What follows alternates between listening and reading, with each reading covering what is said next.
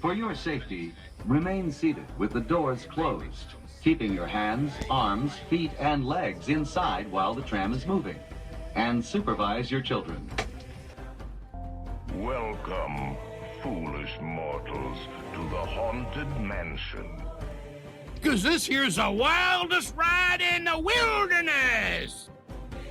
Soar into tower. We are ready for takeoff. Dead men tell no tale. I know not who you are, nor how I came to find you. But may I just say, Come on, everybody. Here we go.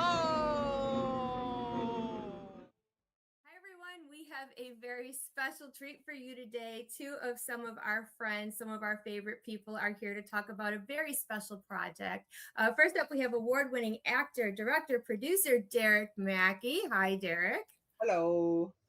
And multifaceted, wonderful, downright human actor, Doug Jones. Hello.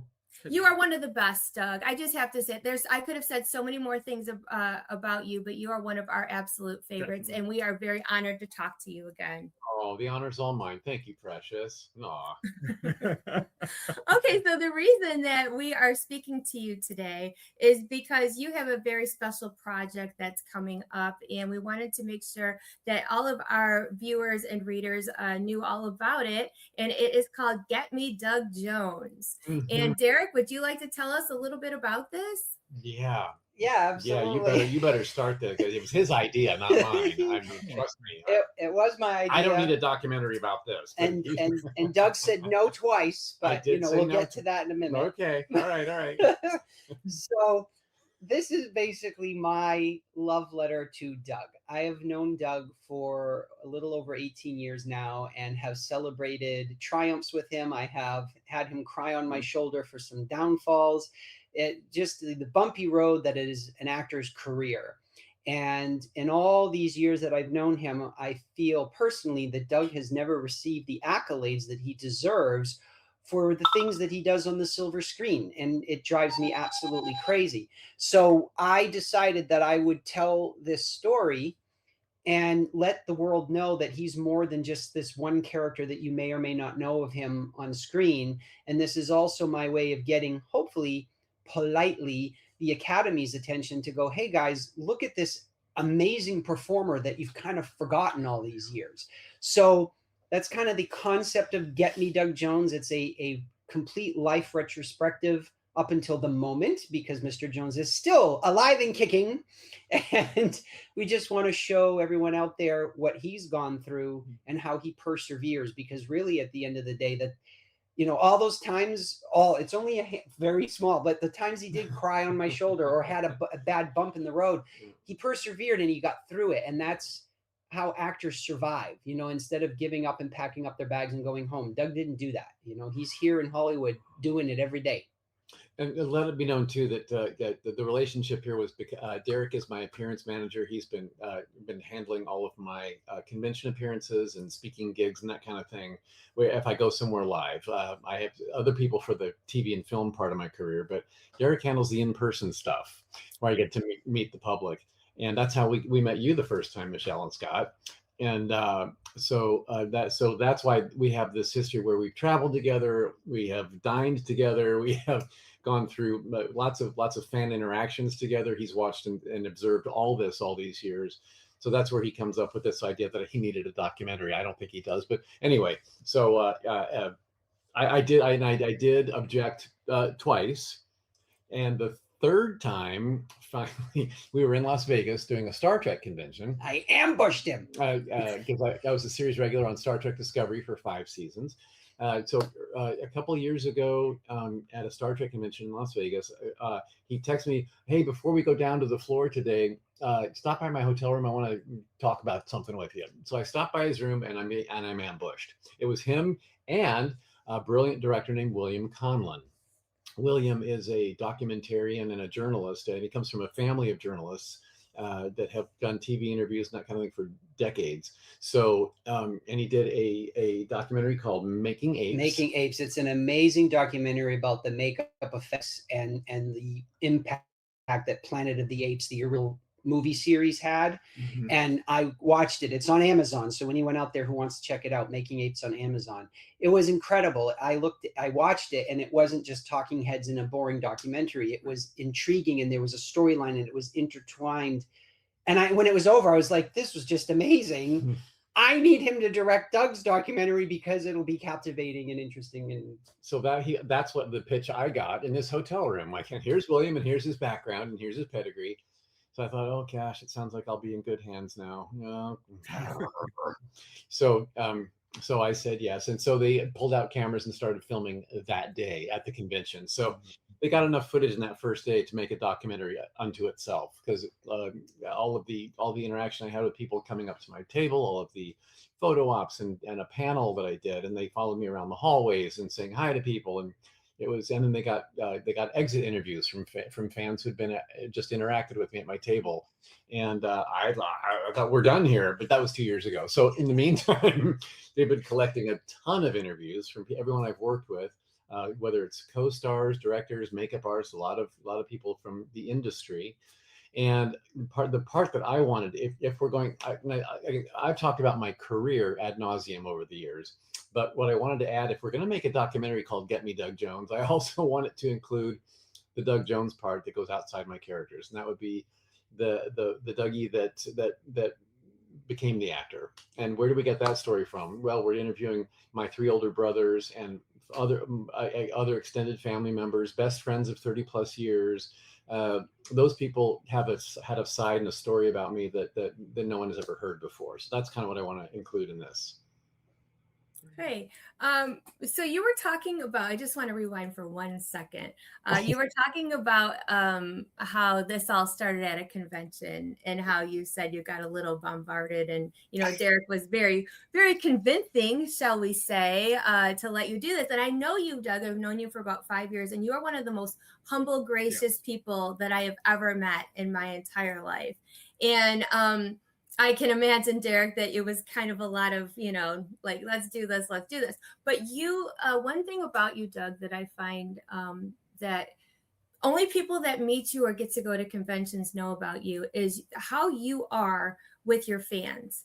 I mean, away from the characters and such that you do, I'm talking about, because we've seen you on a personal level a few times. And I think that, and Derek, I'm sure that you can back me on this. It's something to be seen for sure. The care, how you are with people, and how you don't rush people through your line, and how you make sure that every fan that walks away from your table feels good and feels happy that they met you. And I think that is wonderful that is being included, because, I know you don't like to hear it all the time, but you really are so nice to people, Doug. And do you think that was important too? Either one of you can answer, to let people see Doug away from work and just how he is, like, interacting with people and such like that. Yeah, I thank you so much for all of those observations and comments. I can't live up to that, but thank you. But the convention experience is a safe environment to meet the people who've been watching my work all these years. That's what I'm one of those actors who absolutely loves the convention scene. I love the interaction, and one at a time, I'll hear one person after another will tell me what they saw me in, when they saw it in their life, what was going on in their life at the time, and how it might have helped them through that moment. Whether it's, I've heard everything from death, a lot of deaths in the family, a lot of, I used to watch this or that with my dad, and now he's gone. And when I watch it again, it kind of brings him back again. I love those stories.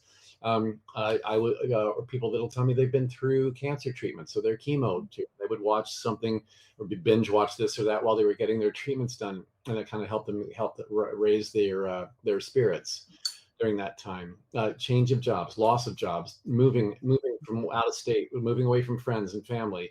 I hear all kinds of things that happened at a time when something I was in was playing, and you don't realize the moments that are marked in people's lives, and how you're there for it without even knowing it. So if without the experience, I wouldn't hear these. So that's why I love it. And I think to continue on that as well, and I use Doug as an example to a lot of new clientele that I interview to be hired as their appearance managers. You know, back in the day, this industry has changed. So like the big agencies that I won't say names because I don't want to upset people, but the big acting agencies in Hollywood that represent big names for movies, they always looked at the convention circuit as for has-beens or never-weres. And what they never understood was the ability that the ability that an actor can use it for themselves to build their brand. They were so blinded by it. And it was me and just a couple of other people who did what I did that saw what the potential was in the industry, that, yeah, you make a couple of dollars while you're there, but that's not really what it's about. The brand building. You know how everybody does brand building now? Instagram, Twitter, Facebook. But conventions were those platforms before they existed. We were the original brand building and getting out there in social media, because you were social, in person, there. And so now the big agencies are having all their big A-list actors come out to conventions because they finally get it.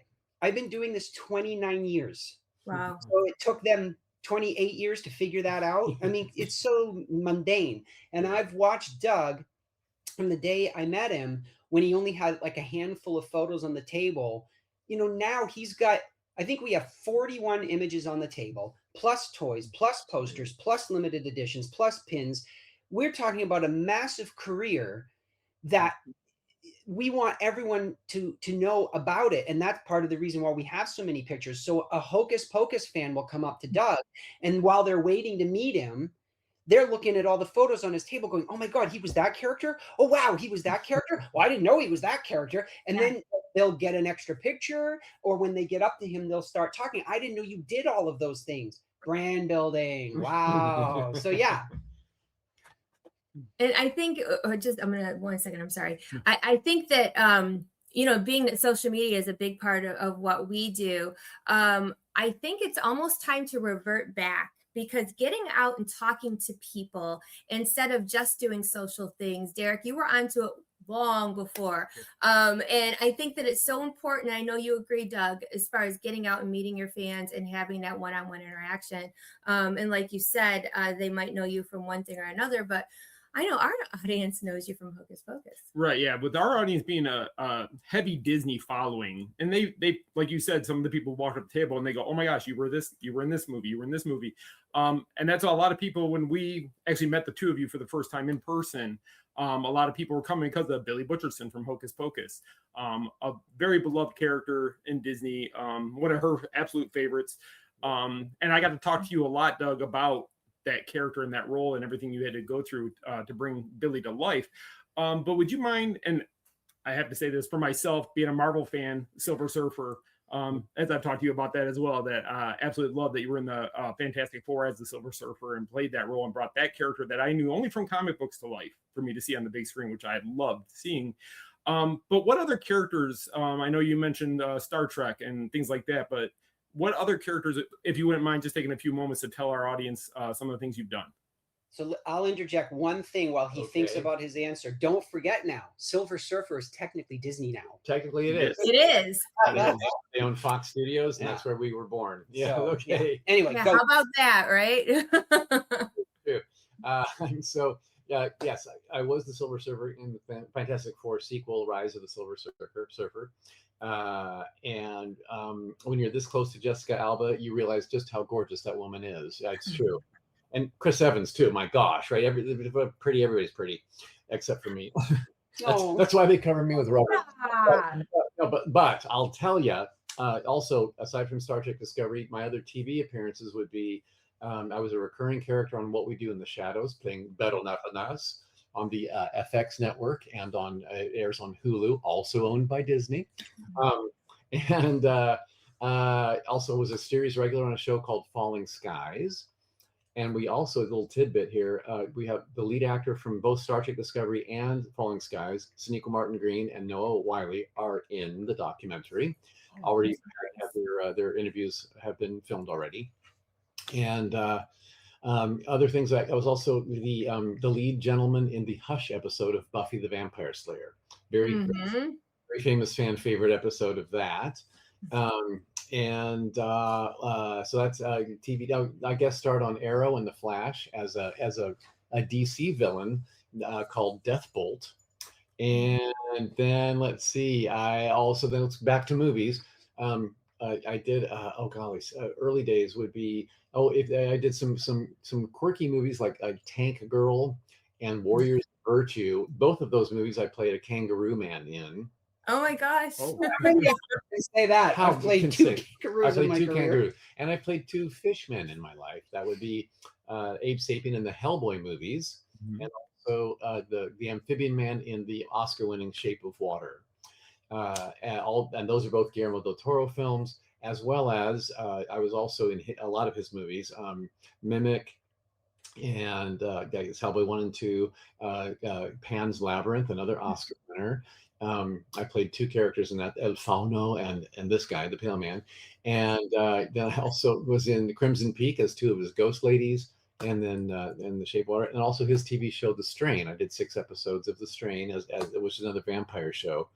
So there's a lot of life going on there. And then Hocus Pocus 1 and 2, of course, are beloved Billy Butcherson, but I adore him myself. So to getting back to play him again 29 years after the first one was a treat, an unexpected treat. I know so many fans have been clamoring for a part 2 and been asking for a part 2. And the longer it went away, I was like, oh, I don't know if that's ever going to happen. And so finally, when it came around, I was like, are you kidding me? Of course, man. Yeah, of course I'll be in that. So it was a real treat to get back with the ladies again. And we 4 immortals were the only 4 that came back from the first movie, the 3 witches and me. But back in costume, wigs, and makeup, we all looked pretty like the same. So I was very impressed with the team that put us all together. Yeah, so I did a little article last week about Hocus Pocus 3, and I know that people are this franchise has really it's been over 30 years since the first one. I mean, we did that big panel a few years ago with some of the original cast, which is one of my shining moments that I'll never forget. That reunion panel was the biggest one we've ever done anywhere. So you got more cast members together than anybody else ever has. So God bless. Okay. So you know what? I do brag about that with the House of Mouse Expo that we've had the largest panel. So if that ever changes, Doug, you have to tell me so I stop saying that. I don't want to be wrong, you know. But like I said, the character of Billy Butcherson is so beloved, even through all of this, and through the different movies and the fandoms and the conventions and all that good stuff. I love it myself. So see, I get all fanny a little bit myself, Doug. And I think that it's wonderful, these characters that you have played and characters that have meant so much to so many. And I'm sure with all the prosthetics and such that you have been under, I don't know, Derek, a lot of people probably don't even realize that that's our beloved Doug Jones under some of those costumes. Yeah, and anytime we go somewhere, like we just celebrated my birthday, and Doug had come. We were at a restaurant, and the manager there knows my family and I told him a few of my celebrity clients might show up. And when I told him about, Doug Jones is coming, and I just assume everyone knows who Doug is, and he's like, who's Doug Jones? So I have this on my phone. I have a picture of his banner that we use at conventions, and when I bring it up, I show it to them. So I'm showing it to the manager. He's like, I know that. Oh, and he kept going, that's and I went, yeah. So we got a picture with him before we left. And now you have to sign an autograph because I told him we would do it. But like, that's what happens is you get that excitement.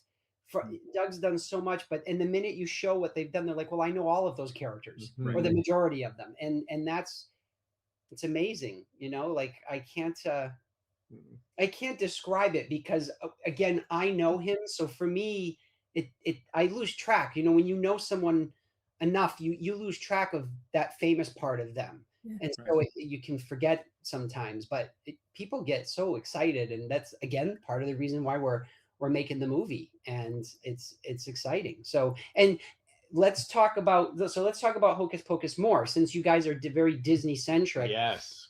So some really cool interviews that we were able to obtain. So we have Doug's makeup artist Tony and Gardner. effects, Tony Gardner. That did my Billy Butcherson look for both Hocus Pocus 1 and 2. Right. So, and I'll have to show you. We love doing exclusives for people, so I'll have to show you an exclusive picture of Tony and us on during his interview. And then we also were able to get David Kirshner, who is the creator, writer, and executive producer of Hocus Pocus. David adores this man. So, why don't you talk a little bit about Tony and David for a second while I look for this picture to show you guys.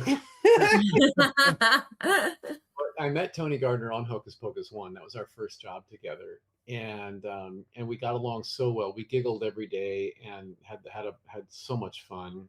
And I'm sure he'll tell a story or two from that first shoot in the documentary. We kind of messed with the assistant directors a little bit because we were the first ones there on set every day, and they would come later and knock on the door to make sure we were in process. Well, one day we went out, we left the makeup trailer and went into another like cast trailer that wasn't being used, and they put my makeup on there, just waiting to hear the ADs scurrying around the base camp going, "Have you seen Doug? We haven't seen Doug." Yeah. And we were laughing and hilarious. And we finally opened the door and said, "Are you guys looking for us?" Like a half hour later. Like, oh gosh, there you are. They all thought they were going to get fired because we weren't there. But yeah, so Tony's that guy that will do anything for fun. And then David Kirshner, of course, he wasn't on set with us a whole much, but we do have a great black and white picture that was taken when he did come visit us. And it's me as Billy Butcherson cupping his face in my grave. And surrounded by Kenny Ortega, our director, and producer Ralph Winter, and I believe and Tony. And what now? There's one more guy at the top. And that was, and Mrs. Laurie, I think, was in the picture too. My lovely wife was visiting that day. So anyway, David's a sweetheart, and he is the one who kept my original costume and my original wig, and it's on a dummy of me as Billy in his office. Yeah, which I can show you guys that as well. That'll be an exclusive for you. Life size. So look, this is when Tony came. I'll hold this up to the screen. So he brought the color correction. It's always horrible. He brought Billy Butcherson's head with him. It's not looking good on the screen, unfortunately. Let me come closer. Yeah, there you go. There you go. There you go. Oh wow! So I took that as a gimmick picture. Really cool. And then, of course, Tony was there holding it. So this is Tony with our director William and I holding my head, holding his head, and your head, Doug. And then David is so gracious. So he's become such a wonderful human being to know, and I'm so honored to know him. And anytime we need something, he's like, "Derek, if it's for you and Doug, I'll do it." So we went to his office, and he signed some Hocus Pocus posters for us that we're going to be giving away, offering on the campaign. But in the picture, that's what I want to show you guys. So Billy Butcherson is in the back. This is the actual. Oh, that's the life size. That's dummy, the actual. Yeah, the actual. So that's the actual Billy Butcherson in his home office. In his home office. Yeah. That's incredible. That's amazing. Yeah. I wish I could show it more clear, guys. I'm trying my best here. Yeah. No, you're good. You're good. But that's so awesome. Been great. But so we have one more exclusive for you guys. Oh, a piece of information.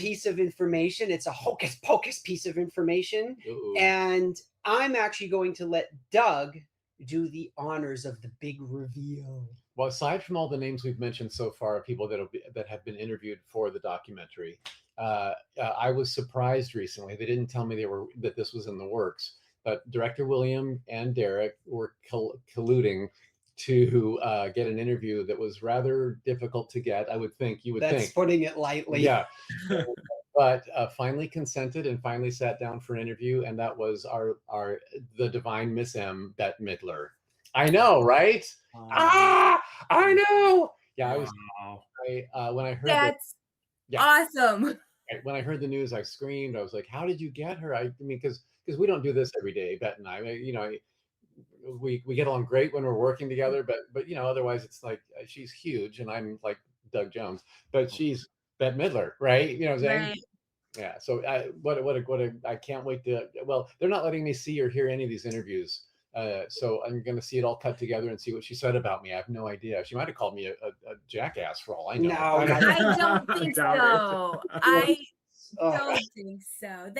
That's awesome, and what an honor. But see how wonderful you are, Doug. See, I mean, this is incredible. And Derek, you being able to pull all this together just because you feel so strongly about Doug and the work he's done and how just what a special person he is in general. That's awesome. It's amazing. Every actor that has said yes has been because of you, not because of me, not because of William. It's our love letter to Doug, and it's for Doug. And they're like, if it's for Doug, we'll do it. So it's just been. Yeah, that's so sweet. No one dislikes you. Nobody that we've met, because I've over the years, being that we have had you a couple times to the show, I always get asked like, what was he like in person? Because unfortunately there is some celebrities who get this stigma attached to them based on they're either signing too fast that their fan doesn't get even a second to even speak to them really. And I'm like, Doug is fantastic. I mean, he will take his time with you. He will talk to you. He wants to hear what you have to say, And I always tell him how humble you are. Another thing I always tell them, and they're shocked by, is that you were Mac the Knight in the original McDonald's commercial way back in the day. People are shocked to hear that. I've done over 100 commercials in my career. That's how I started, actually. And my fourth TV commercial booking back in the mid 80s was the Mac Tonight campaign for McDonald's. Yes, the crescent moon, had sunglasses on, sang at a piano. Hey, when the clock strikes at the yeah. Oh, wow. Thank goodness for McDonald's too, because though 27 commercials and 3 years later, I was able to buy my first house. So thank you for that. Yeah, that's awesome. That's great. So, Derek, is there certain things or anything that extra sentimental or that you maybe surprised Doug with when it comes to doing this? Anybody special that was interviewed that kind of got to Doug's heart? Anything, any kind of mushy gushy kind of stuff that you might want to share? It would be your teacher. It would be my high school drama teacher. Yes. We were able to catch up with her in Florida. We were on our way to the Star Trek cruise, and we went a day early because she is retired now in Florida. My high school was in Indiana, and she's retired in Florida with her husband. And they made the trip to come see us and sit down. And she and I had not seen each other in over 40 years. So they actually caught us on film seeing each other for the first time, unstaged, organically, unrehearsed, unstaged. Yeah, we hadn't seen each other, and it was a lot of screaming and face cupping and hand holding and kissy and huggy and sitting together holding hands, telling old stories. And it was that's the one interview that I actually got to be in on, because we interviewed each other, she and I. But to go back to, she knew me when I was 14 and beyond. So if you're going to tell the Doug Jones story, that was the beginning of it. As far as me, the actor, Dougie, the actor, she was the first person who kind of knew, had the resources to do something with whatever I came in the room with. So she put me on stage and she gave me, parts in plays and guided me through how to take a character on and perform it. So I owe her a lot to give me that early confidence of getting up in front of people. Without her, I don't know that I would have. That's absolutely amazing. Honestly. Yeah. Mm-hmm. Because to be able to, somebody who touched you and helped mold you to where you've gotten to. That's just fascinating to be able to go back and actually talk to her, and the fact that you were able to capture that video and put that with the documentary. Besides that, and I know you said you haven't seen the interviews yet, but is there anything else in the filming that you're excited to see once it all comes together? Is it just the whole documentary? Is there a certain part that's like, can't wait to see how it played out on the big screen? Well, yeah, I think Sealand. Oh, well, Sealand. Sealand. Oh my gosh, okay. So we got to start with the beginning on this one. If you haven't heard of the Principality of Sealand, they call themselves the smallest country in the world, and it's more of a principality. So they, I was on the Facebook one day looking at stuff, and an ad came up for you can buy a title in Sealand, and I thought, I've played a couple of sea creatures. I would love to have a noble title in wherever this is.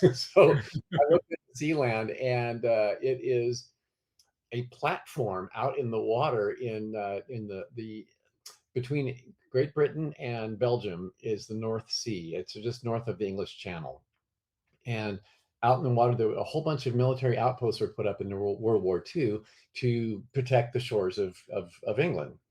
And World War II ended, and they took a bunch of them down, and this one stayed up, and it's just outside of British-owned waters. So one day in 1967, a man named Roy goes out there, plants a flag, and says, "This is my country," and they called it Sealand, and it has been Sealand ever since. And their motto in Latin is "E Mare Libertas," which is freedom of the sea. And he said, because their purpose really is to live as free as they want without a government over their heads. They're their own governing. They're their own royalty. So now Roy has passed on, and now his son Michael, Prince Michael, is the reigning monarch, and his wife Princess May, and Derek. Once I did this, I'm a Duke now. I got a Duke title, so I'm Duke Dougie of Sealand. Oh, I know. And Derek didn't want to be outranked, so he got online and also purchased himself a Duke title. But so with this, then Sealand is very active on the social medias, and so Derek got a hold of them on their socials, and then got to their website and got to a PR person, and then they passed him on to Prince Michael, and they all said, "Oh, we know who Doug is," because we'd all been following each other on Twitter and Instagram and Facebook. So it's like I didn't realize they were aware of me, but I was very much aware of them. And so he hears, "Oh no, we know who Doug is." Oh yeah. So then he said, "Okay, so Derek is this is the producer part of him. He's like, okay, what can I do to get us to Sealand? Because you can't just go visit. You can't just go like take a bus to Sealand. There's no way. So you have to be invited, and they have to make a day of it. So we did a convention in Edinburgh, Scotland, and Manchester, England, a week apart from each other. And the weekend between the two conventions, we had days off and could go to Sealand. So he worked it out with Prince Michael. They're like, "Yes, come." And we got on a boat and we went out there and met the.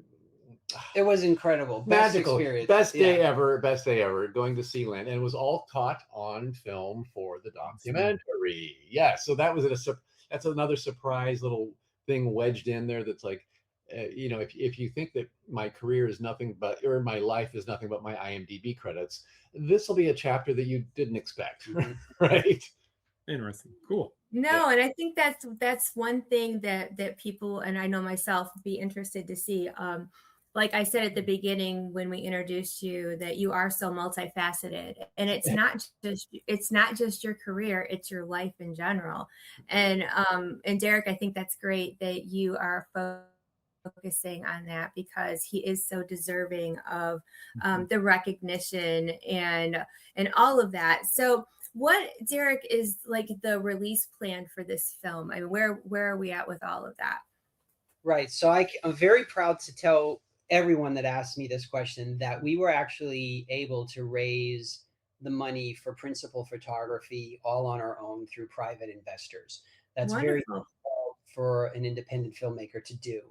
So right now, the goal with the film is we do want to be in theaters, and eventually it'll end up on a platform one way or another. The dream is that we go to a film festival and some big studio like Warner Brothers or Fox sees us and says, "We love this project. Here's a check. Now we own it, and the whole world will see it." If that doesn't happen, we're going to do independent like art houses like the Alamo Draft House, Lamley Theaters here in LA type of thing, and get it on a limited number of screens across the country so that it will have a theatrical release no matter what. And it'll be 2027. And what we're doing right now, starting on Monday, May 18th, we're actually going to be doing a crowd finishing campaign. So even though we were able to raise all the funds to shoot the movie on our own, there are some music rights that we want to have. We've got to pay our editor. We've got to pay for color correcting, and we got to pay to go to film festivals. What a lot of people don't realize about the film festival circuit, like when you see all these big A-list actors out at cons overseas, they think, wow, look at that. Well, they don't understand that the studios have to pay for all that. Cons doesn't pay for that. So in order for us to get into cons or any other film festival, you have to pay to get your film submitted. If your film doesn't get accepted, you don't get the money back. Then you've got to deal with flights and transport and all of that. So we have a lot of things that we still need to pay for, and we're running out. So we would like to ask for everyone's help starting on May 18th on Kickstarter. We're going to have a bunch of perks that people can buy. It can be very cheap, $25, and it goes all the way, I think, like to 10 grand for a certain item. And Doug has been gracious enough to donate from his personal archives a lot of cool things. We've got some Star Trek Discovery and What We Do in the Shadows shooting scripts. We've got some prosthetics from Discovery. We've got all kinds of like exclusive autographs from people that we've mentioned, already that have been in the project. So those are going to be like perks that we're asking people that, if they believe in the project the way that we do and would like to help us out, we'd appreciate it. You can find more at getmedougjones.com, which is the official website. If you're only on the socials, it's Get Me Doug Jones on Instagram and Facebook. And then if you go to Kickstarter, I believe you can put in Get Me Doug Jones in the search engine and our preview page pops up. Oh. And you can be put on alert. Like once the page goes live, Kickstarter will shoot you an email. But I know people don't like getting inundated with emails, so I'm not asking you to do that. I'm just asking you on May 18th to go to Kickstarter and see, what we have to offer, because we'd appreciate the help so that this story can be told and be out there for the masses. Yes. And before we wrap up, what's one thing, either or both of you, do you think people will take away the most after watching Get Me Doug Jones? What are you hoping that they will take away from this project? I think that's a great question. I probably that a skinny kid from Indiana can make his dreams come true. I think, and that would be applied to anybody from any state, any country. Dreams can come true, and that it takes a village to make that happen. And you're going to be hearing it from all the villagers. That's great. I'll just ditto that. That's the perfect answer. Ditto. Ditto. I'm the village idiot, just so you know. No, you are not. Stop it.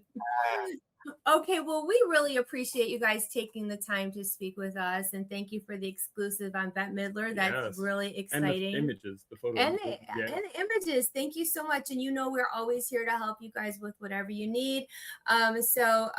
We are very happy for you. We wish you all the best of luck. And everybody who's watching, go to getmedougjones.com. May 18th, make sure you go to the Kickstarter and help out. And we'll make sure to do our part to help spread the word on this for sure. Absolutely. Thank you. Scott, I love your Billy Butcherson shirt. You noticed that? Okay, I was hoping you would see. He did that just for you. You probably can't see, but I also have your Funko Pop somewhere behind me as well. Yay! Thank you. Thank you both so much, and best of luck. We love you both, and can't wait to see the finished project. Love you too. Bye-bye. Love. Bye. Bye. Our trip around the Magic Kingdom is almost complete. I can't thank you enough for spending part of your day with me. And I hope you've enjoyed your journey as much as I've appreciated being a part of it. Ladies and gentlemen, please gather your belongings, watch your head and step as you exit, and take small children by the hand. On behalf of our entire flight crew, thanks for soaring with us. Now I will raise the safety bar, and a ghost will follow you home. Some imagination, huh?